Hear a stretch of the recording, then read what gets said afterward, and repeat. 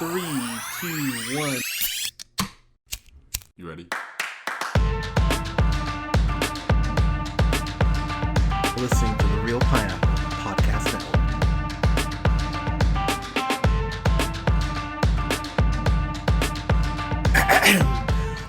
Good evening, everybody. Thank you so much for listening. We are the Real Pineapple. This is Hunter, and I'm here with Colin. Colin, how you doing, sir? I'm good. I'm glad to be here recording on a beautiful Sunday with you. Yeah, on an early Sunday. I think it's the first time we started recording before 6 o'clock in forever, honestly. I know. Look at us not being night owls. Crazy. Yeah, for once. It's a shame we're starting it off with such a horrible film. So let's just get this out of the way. I went and saw Daddy's Home 2 on Friday after seeing Murder on the Orient Express.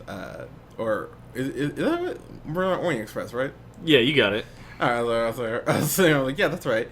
So I saw Daddy's Home at 10:10. So I got home around 12:45, and then I saw Murder on Orient Express about 7:10.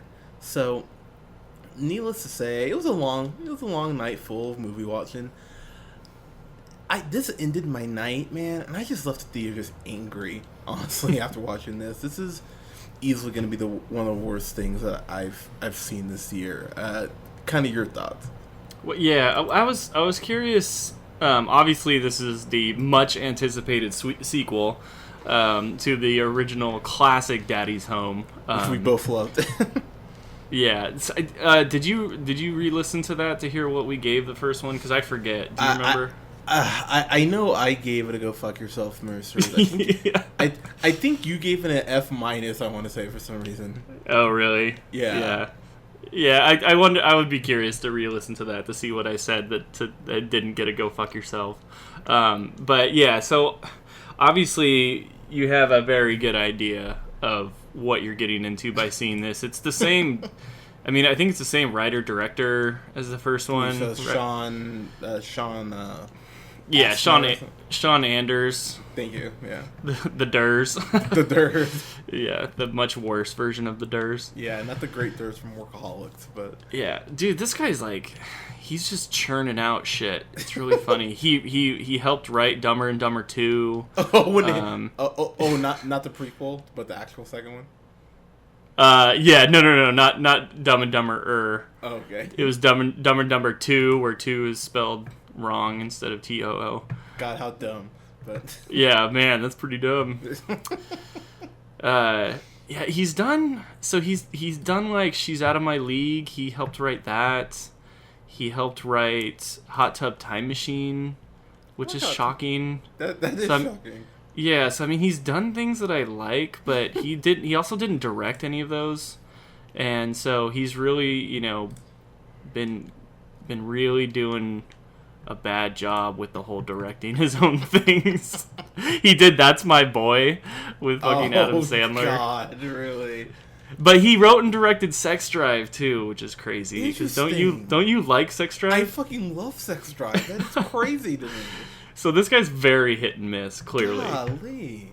But so the main difference between this movie that we saw in the trailers as we were getting ready to watch Daddy's Home 2 is obviously that the daddies have their own daddies now coming for the holidays. And the dads are John Lithgow being Will Ferrell's dad, and then Mel Gibson being Mark Wahlberg's dad, which I don't know. I feel like when we saw the trailer, I was like intrigued. I was like, okay, I could see this possibly like rebounding and being a better movie. And then yeah, first impressions leaving the theater, yeah, it wasn't. Dude, you can't let the movie trick you, man. I remember when we were talking about it, I said I don't trust it. I was like, we'll find a way to fuck this up. And can I just say about Mel Gibson, who plays Kurt? He was probably the character that made just the least sense overall. So they keep saying that he's an astronaut, but they don't talk about how he became an astronaut or like what. I mean, John Lithgow's character has one throwaway line like he piloted this ship and that's it, and and yet Kurt was always like fucking Dusty's like friends and shit, and they don't really get into that. It doesn't make a whole lot of sense, to be totally honest, that he would be a successful astronaut. But yeah, it's almost like they were like looking for some job where he would be like this like absentee dad, but it would still be like in this. It would be like a prestigious job, so that like everyone would love him. Yet Mark Wahlberg still hates him, type of thing. But it was like you said, it was like such a throwaway type of explanation that there like no character development for that dad. Yeah, I was wanting them to go the other route where they would have God, why am I totally blanking? Oh yeah, where they would pull like a hot rod, where Kurt, you find out, was like a gas station attendant or something like that, and he just hid it from Dusty all these years. Like something great and terrible like that would have been amazing, but they weren't smart enough to think about that. And the movie is just frustrating too, because Will Ferrell has been doing a lot of bad things recently, whether it's Get Hard or oh god, I'm trying. I don't think we didn't review The House, but I feel like The House is like the only one that's been like at least semi-watchable. At least in the long line of like every movie is just some kind of like buddy movie, like him and like another dude, whether it's Kevin Hart or Mark Wahlberg I'm trying to think of like what his other ones. Oh, we liked the other guys. We did like that one. Other guy, yeah, that was like a little while before he started doing like Get Hard. Was there a second Get Hard? I forget. There was something like Get Hard. I cannot think of the name of it. Yeah, I'm trying to like go down Will Ferrell's IMDb right now, and I'm like, dude, he does so many random things. It's hard to figure out what that other one that he was doing, but. Yeah, in any case, Will Ferrell, like you're saying, he's just fallen so far from grace, in my opinion, type of thing. Yeah, I don't know, like, and then Wahlberg, I mean, he's been like trickling in all these comedies throughout his like last 5 to 10 years. Yeah. He does everything. I mean, he's in Patriots Day, Deepwater Horizon, where he's like being very serious, and he's got Daddy's Home. He's done like the Ted movies. I mean, he's all over the place in his acting roles. It's ridiculous. Transformers. I mean, yeah, that's obviously the most egregious. Yeah, I mean, the thing is about this movie is Mel Gibson's Kurt, from jump, he tells Dusty what he's going to do. I'm here to drive a wedge between you and Will Ferrell's character, Brad. He tells him that point blank. And the way that he manipulates them is just the easiest, most really that's tricking you sort of stuff. Whether it's saying like, oh, like he's talking to your son about, your son about this. Like, oh, do you really need to ask his permission? Just like, like stuff that you don't see on the Rugrats as far as the level of manipulation. And actually, I apologize, because Angelica could actually be manipulative. I thought that Kurt was just such a tool, and honestly, part of it too is that you can see glimpses of I hate Jews Mel Gibson popping out through certain things he says here. It's a little uncomfortable, to be honest. I mean, he doesn't call a woman sugar tits, but the way that he's treating every woman he meets in the movie, including telling Dusty's son, hey, you know how you get a girl, you take this mistletoe, you hold over her head and you kiss her even if you want to be kissed, and then you slap her on that butt and say, hey, thanks for the time. I was like, cool. That's like great message to this young teenage boy.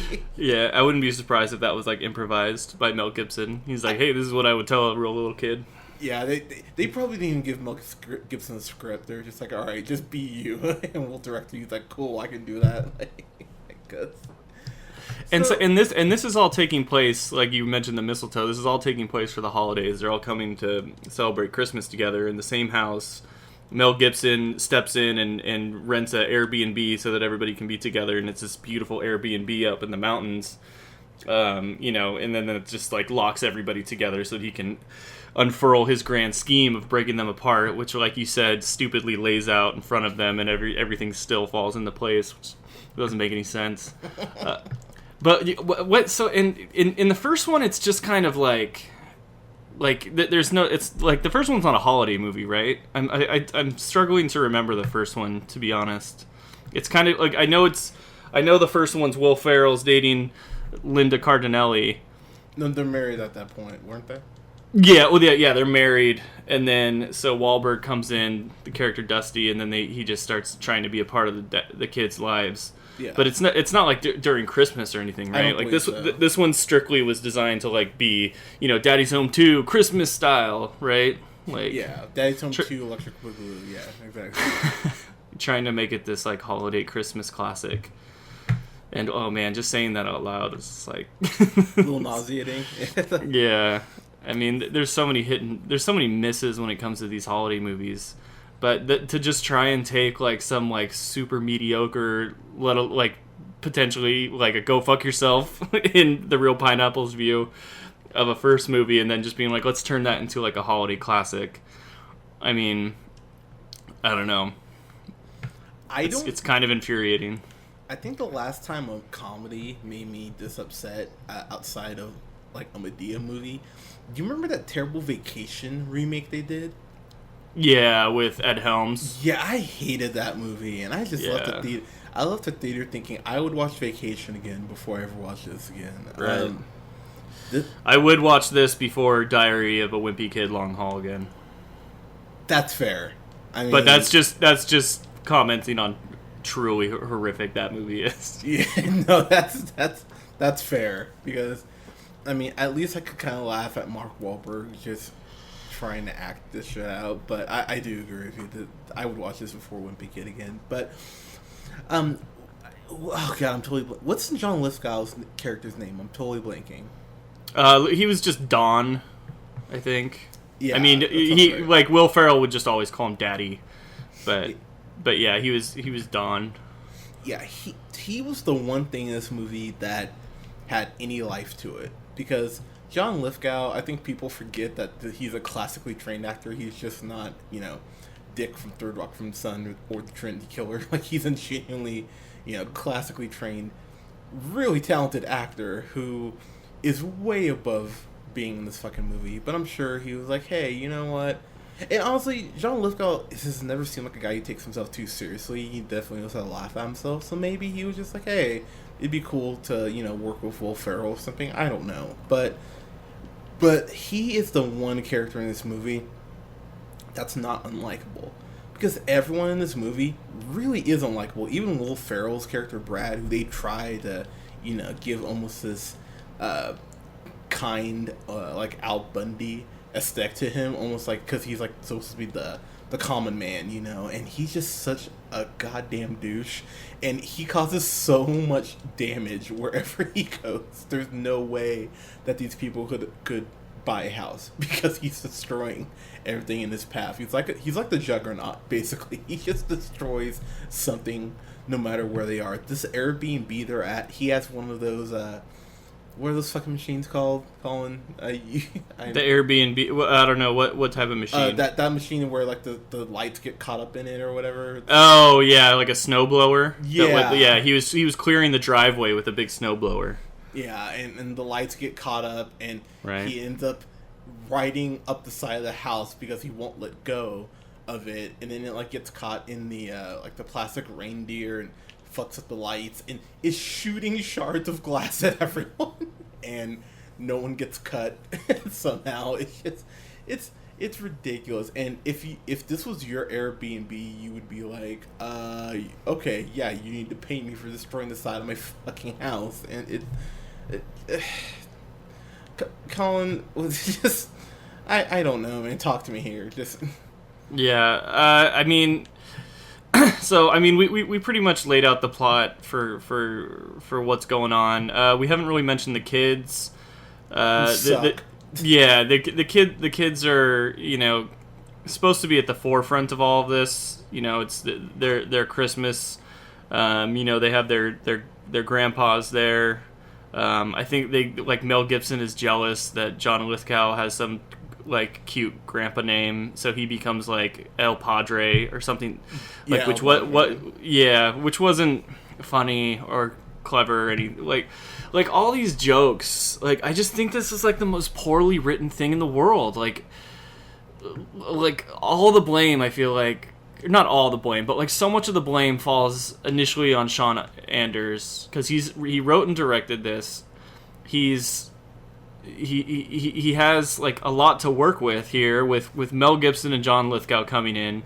There's so much you could do with that like honestly kind of got me excited when we first saw in the trailer that they were going to be in this, and like everything falls flat. I mean, you talked about some of what John Lithgow does in the movie where it's, you know, kind of entertaining, but I mean, like just like the big relationship between, like, the whole thing was like Will Ferrell and John Lithgow are like best friends. They like kiss on the mouth.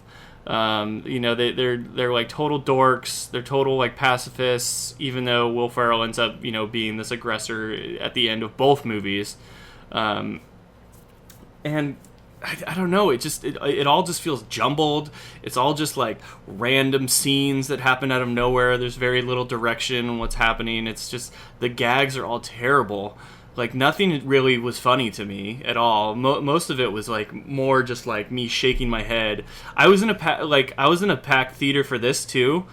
And like there was a bunch of kids. There was like clearly a bunch of like moms or dads that took their kids to see this movie. And I mean, the kids weren't even laughing at the slapstick stuff. Ooh. Like I don't even know if it was like because it was like most of it was like mean spirited, or if I don't know what it was. But I mean, my theater was like silent, and like I was like, oh man, I can't believe I'm in a packed theater when I walked into this thing, and I was like, oh, I'm gonna have to be dealing with all these people laughing at all these gags and these stupid jokes that are poorly written and poorly, you know, executed, that I'm just going to be even more upset. But I was honestly shocked that the whole theater was like pretty much silent for like so much of it. And yeah, so I thought that was interesting. So like even my opinion as someone that's, you know, seen so many like more things than obviously these kids that are going and seeing this Daddy's Home 2 that are probably fans of the first one for whatever reason. And yeah, it's just everything fell flat. It was just everything was bad. Like nothing played out like it could have. I feel like it really had potential with Mel Gibson and John Lithgow, you know, being a part of this second movie. And yeah, when it all boiled down to it, it was meant to be this family comedy, and it was like mean spirited.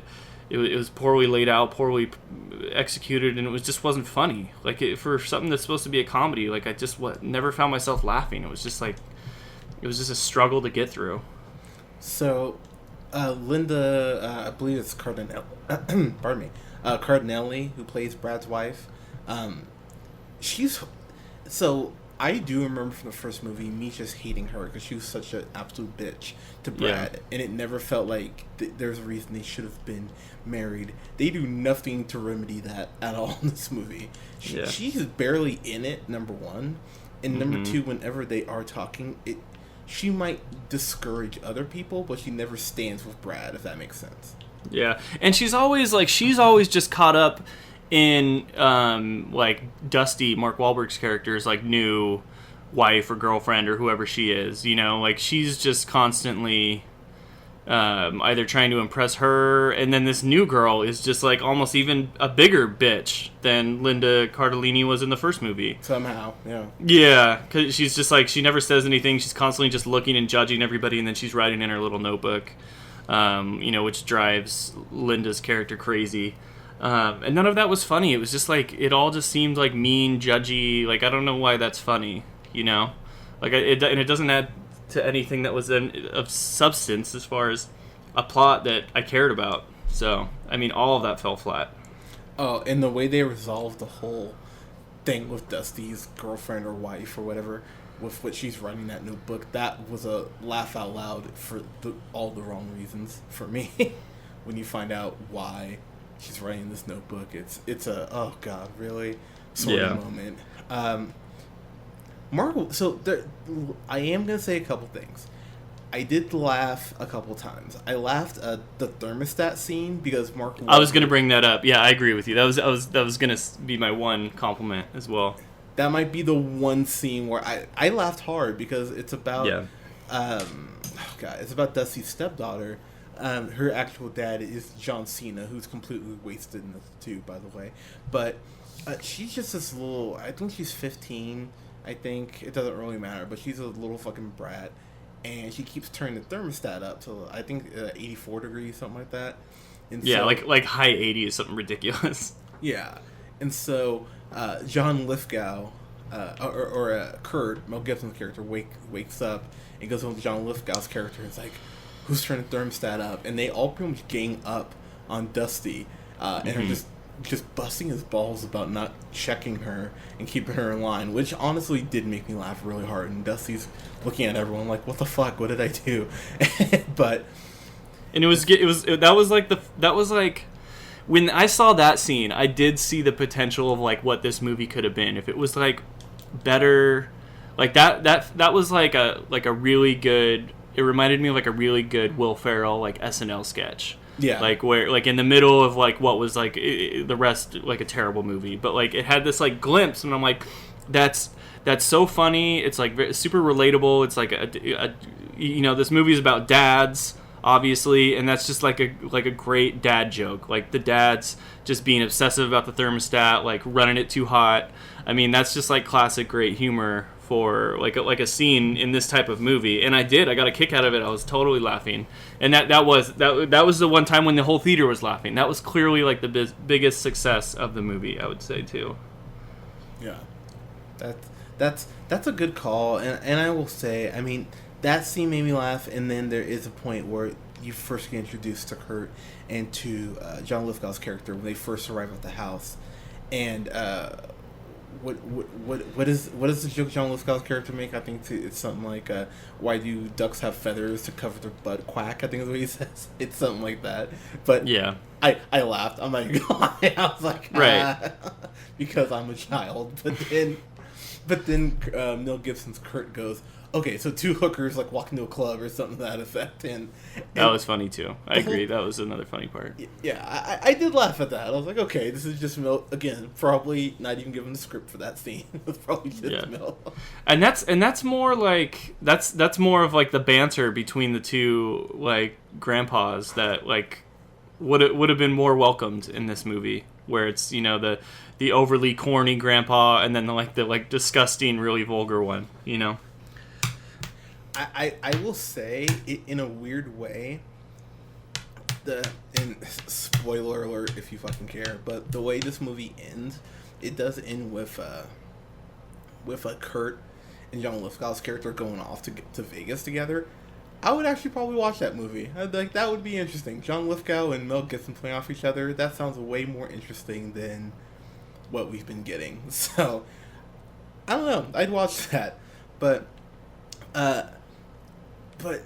the kids are really uncomfortable.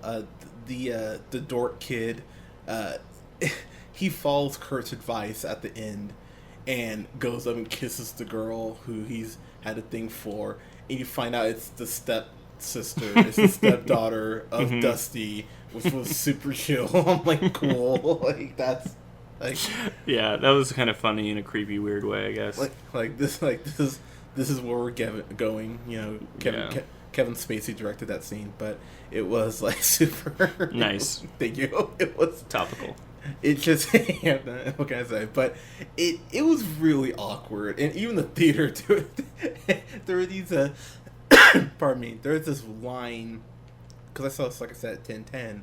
So the theater was maybe 30 people, but there was this row of bros from UNR, and if one of the bros, when he goes and kisses her, he just goes, "What the fuck, dude?" I was laughing so hard. So to that guy, thank you. But yeah, it was really weird. And then, like I said, there's a point where this theater, they're in a confined space, I will just say, and these people they're with all start singing like a Christmas song with them. It's fucking weird, honestly. I mean, that was when I finally came to my final conclusion of what this rating is that big song scene. Like, oh god, just thinking about it now makes me angry. The one last thing I will say before I throw it back to you and we get to our final thoughts is there is a scene involving improv with John Lithgow's character, and that scene is way more emotional, and it doesn't belong in this movie just because of how emotional and actually good the scene is. But then it makes you go, oh wow, Dusty is a terrible person when you find out, how he kind of commandeered it and made it about him. And you go, oh wow, you're a piece of shit. It's crazy how dumb this can be at some points. Colin, any final thoughts before we kind of wrap up here? Yeah, I'll just kind of give my final thoughts and my grade, and I'll throw it back to you in conclusion. But for like what this movie was trying to be, this Will Ferrell big ensemble cast, bringing in Mel Gibson and John Lithgow, kind of like it really made me think that it was trying to like be like the Griswolds, trying to do like this Christmas Vacation style movie where you're bringing the two worlds together under one roof, and I just hated it. Like I just hated it. The scene where they go to the Improv, that was probably one of the most compelling moments where I almost was like, I almost care about these characters. I did kind of know what was coming at that point. Not like in what way they revealed it, but like from the moment he got off the plane and he has a sign that says, Mom and Dad, and it's just him, I'm just like, okay, well, there's going to be a big reveal at the end about why that is. So when it came down to it, though, it's just like it was just doing the same thing that the first movie did, where Mel Gibson and John Lithgow are both kind of fighting over the affection of the kids in their own way, where John Lithgow is this older version of Will Ferrell, Mel Gibson is this older version of Mark Wahlberg. I thought Mel Gibson was utilized terribly. I didn't think I thought he could have been a lot funnier. John Lithgow is great. He's John Lithgow, but I just thought like everybody's interaction with everybody else, aside from maybe like that one shining moment when they are all trying to fix the thermostat, everything just fell flat. It was just not an enjoyable movie like it could have been. I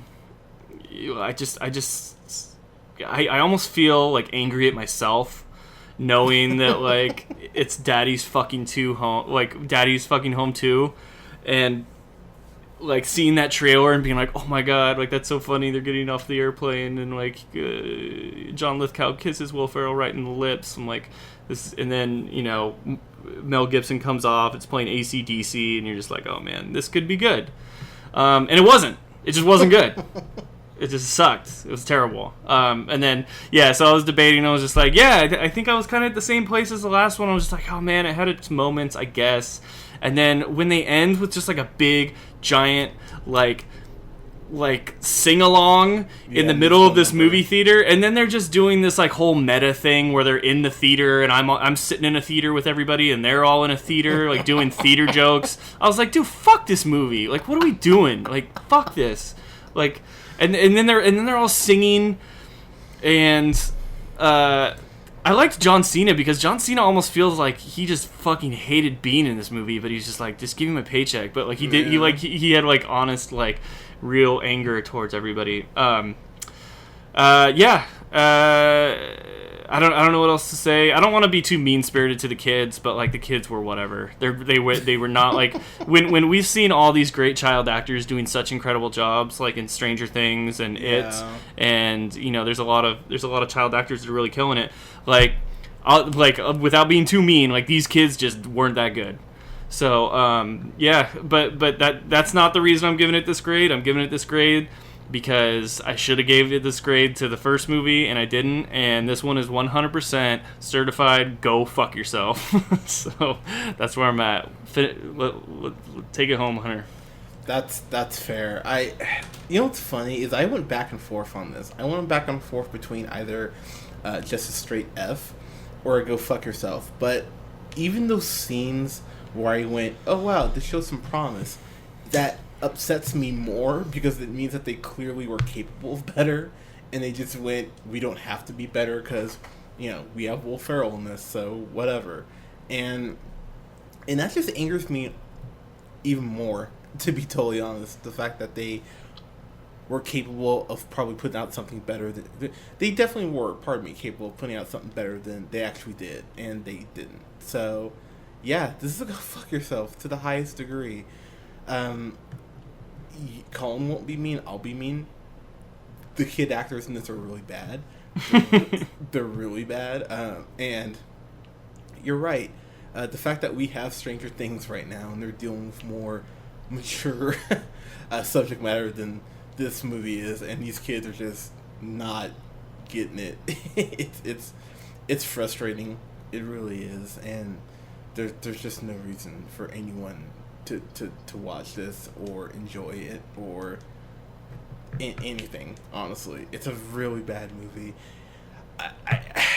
I feel like it's gonna be on the worst stuff, but to be honest, we've watched a lot of bad movies this year, so maybe this will, miss the cut. But Will Ferrell, man, he used to make me laugh, consistently, and at this point, it just feels like he's getting by on his name, honestly, and that he just doesn't care anymore, which sucks, because I remember watching him on Eastbound and Down. He played, what was that car dealer?